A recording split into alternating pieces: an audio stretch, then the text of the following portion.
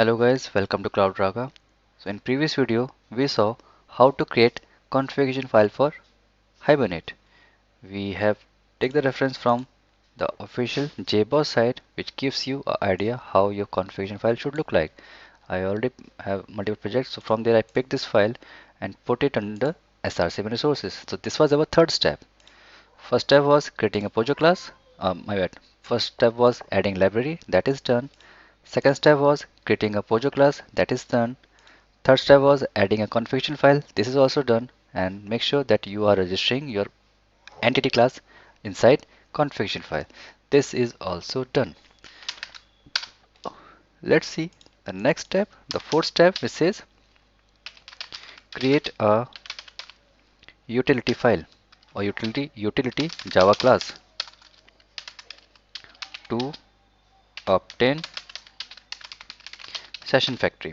This is from Hibernate framework. This won't make any sense, but we will understand that later. But for now, we need to obtain SessionFactory reference. Why?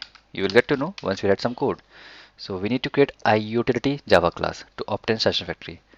Well, good thing is I already have that file, so we won't spend much time on it. I'll just pick it from previous implementation. Of course, later once we are able to execute our code, we will go through these files again to have in more detail. Okay, so first of all, let's create one more package for utility. So src in Java, that's the right place. So right click, new package. We'll call it com.pack.utility. Okay, so that's my package name, and I need to create some file. So which can give us a session factory object. So class, let's call it Hibernate utils. That's just a name. You can call it anything. Blank class. I already have the implementation.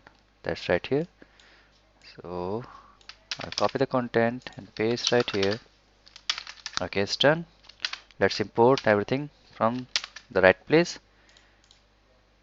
Make sure everything is coming from Hibernate. Don't just pick it from any random place. So every import, every package, every class should be imported from Hibernate only.